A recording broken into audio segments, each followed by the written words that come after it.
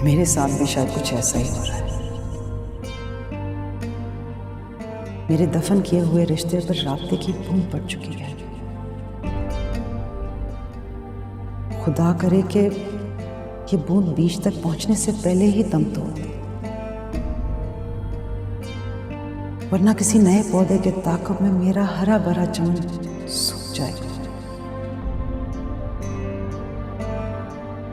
मैं अब सुस्ताना चाहती हूँ। मुझ में एक नए सफर की सकत नहीं रही है।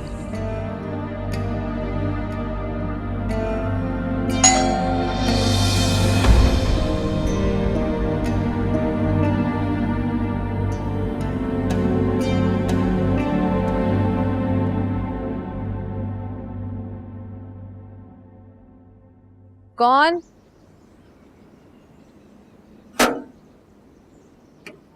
अस्सलाम वालेकुम। वालेकुम अस्सलाम।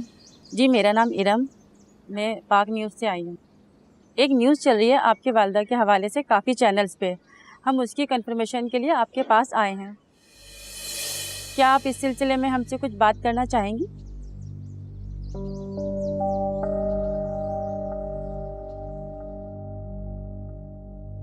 हाँ जी, कबीले के कुछ मोअज़्ज़िज़ीन हैं आपसे मिलने के लिए। किस सिलसिले में? शायद उसी सिलसिले में। क्यों? उनका क्या ताल्लुक है मेरे घर के मामलात से? हाँ जी, आप कबीले के सरदार हैं। आप पर इल्जाम लगेगा तो बेचैनी तो होगी लोगों में। हो तो कैसे दूर करूं उनकी बेचैनी? झूठ बोलूं उनके आगे जाके? बोलिए।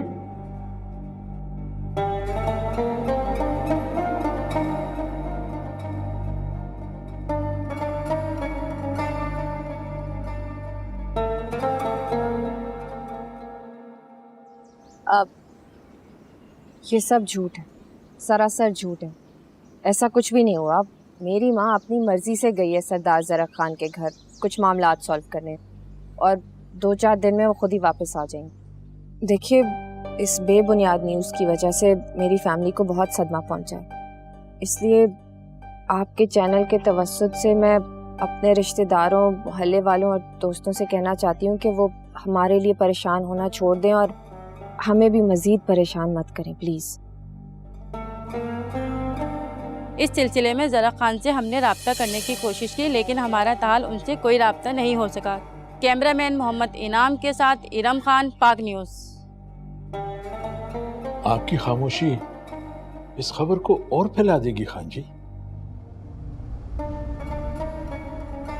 तो एक काम कीजिए लाला, जाइए इनके दफ्तर, जाके शीशे तोड़ दे, आग लगा दे इनके दफ्तर को। आप एक बार तरदीद कर। किस बात की तरदीद लाला? कि ताजवल मेरी बीवी नहीं है और वो इस घर में नहीं रहती, इस बात की तरदीद? हाँ जी, अगर आप चाहें तो वो अपने घर जा सकती हैं, किसी को पता भी नहीं। बस कर दीजिए लाला, क्या चाहते हैं आप? मैं भी यहाँ के दूसरे सरदारों की तरह लोगों की जुबानी बंद कर दूं? लोग मुझसे डरे और मैं इसको अपनी इज्जत समझूं? हाँ, मैं इकरार करता हूं कि मैं उठा के लाया हूं ताजमहल। दूसरे सरदारों की तरह मैंने भी अपनी ताकत का नाजायज फायदा उठाया। आपसे कोई भी पूछे तो आप भी यही बताइएगा, झूठ मत बोलिएगा उसको।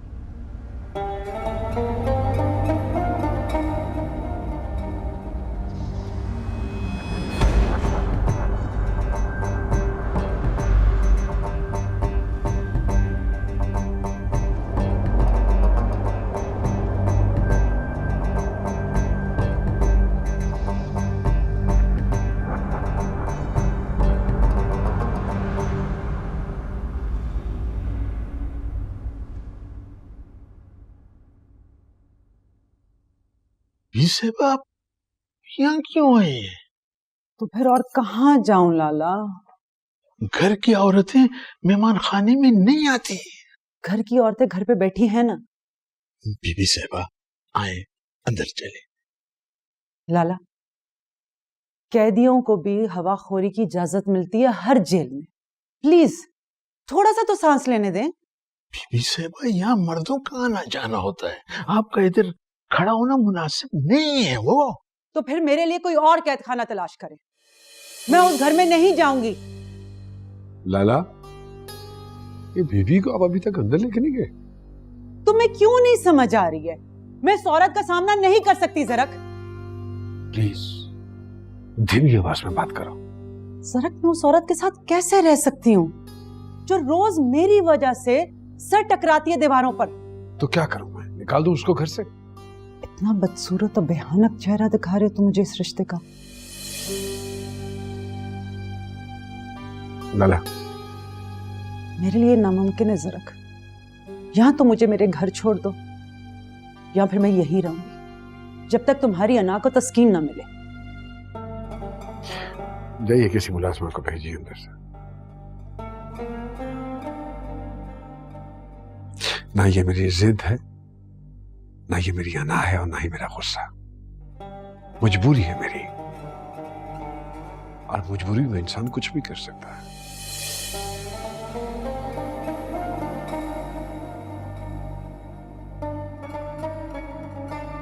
बेबो, बीबी को अंदर ले जाओ, और किसी भी चीज के लिए इनको आवाज ना देनी पड़े। जी। तुम अपने आप को अगर इस घर में कैदी समझती हो तो वो एक अलग बात है, लेकिन मैं नहीं चाहता कि मेरे घर के किसी भी फर्द के सामने तुम्हारी हैसियत का इल्म हो। प्लीज। आए बीबी साहिबा।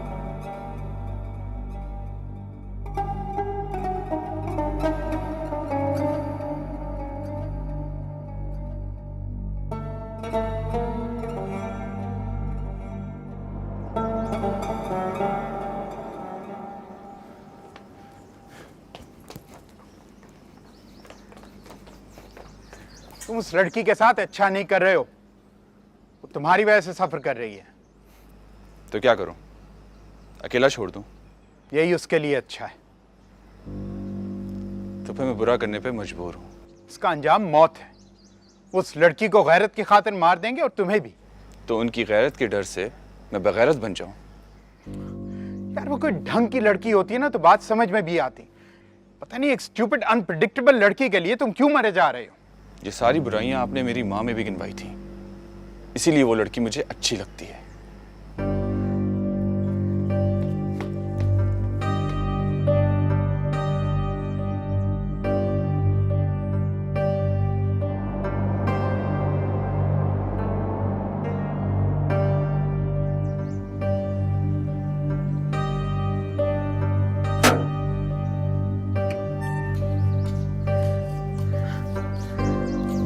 क्या लेने आए हो अब?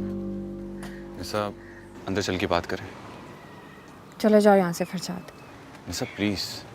वापस चले जाओ फरजाद। निसा प्लीज। तमाशा क्यों बना रहे हो सबके सामने? मैं वैसे ही यहाँ पे मुंह छुपाती फिर रही हूँ। तमाशा मैं बना रहा हूँ? निसा, मैं तुमसे आराम से, इत्मीनान से अंदर बैठ के बात करना चाहता हूँ। क्या बात करोगे तुम मुझसे? निसा, अगर यहाँ पर खड़े होकर बात हो सकती तो जरूर करता। मैं तुम्हें अंदर नहीं लेके जा सकती। तो ठीक है, हम कहीं बाहर चल के बैठ जाते हैं। जब मेरा मूड होगा ना, मैं बता दूंगी तुम्हें। तो फिर ठीक है, मैं तुम्हारे यहीं पर खड़े होकर इंतजार कर लेता हूँ।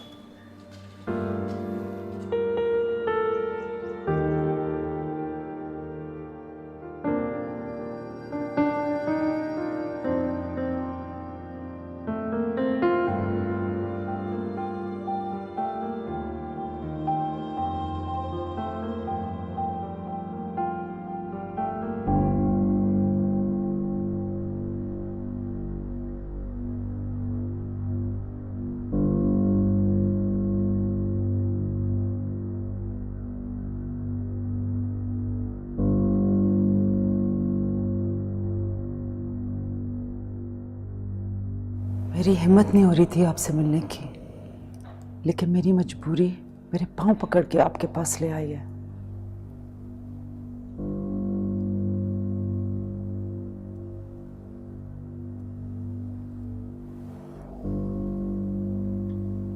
आप हमसे क्या चाहती हैं? मैं आपसे एक फेवर चाहती हूँ। जरक ने सारे रास्ते रोक लिए हैं जिससे मैं अपनी बेटी से बात कर सकूं। प्लीज अगर आप इजाजत दें तो मैं आपका सेल फोन इस्तेमाल कर सकती हूँ। अगर नहीं देंगे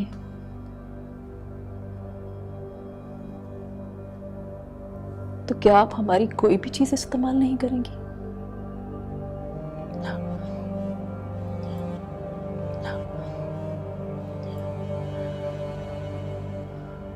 अनजाने में हमने ना जाने कितने साल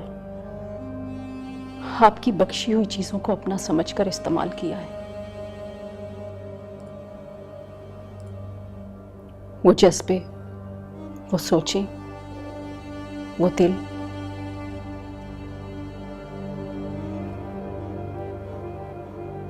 और वो शौहर, सब आप ही की तो छोड़ी हुई हैं। देखिए, इसमें किसी का कोई कसूर नहीं है। ना मैंने ये सब कुछ जानबूझ के किया, ना आपने। ये तो शायद तकदीर में लिखा था। फिर आप अपने आप को क्यों चलाती हैं? मुझे आपसे कोई हसद या रकाबत नहीं है। लेकिन हमें है।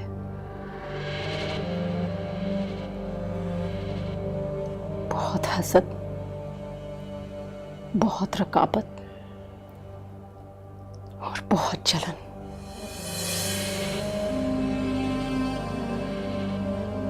और हमने झेली है ये रिजेक्शन जो आपने ज़रक खान को रिजेक्ट करके तोहफे में दी थी।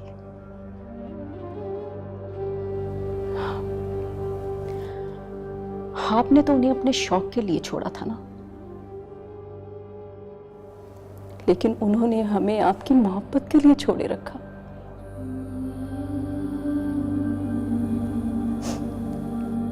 इसलिए हमारे पास आपको देने के लिए कुछ भी नहीं है सिवाय 4 तानों के। आप 4 के आप 1000 ताने दें, आपने बेकसूर होकर भी ये सजा झेली है। लेकिन प्लीज इस वक्त मेरी मदद करें। पता नहीं मेरी बेटी किस हालत में होगी, कहाँ होगी। प्लीज सिर्फ एक दफा उससे बात करने दें।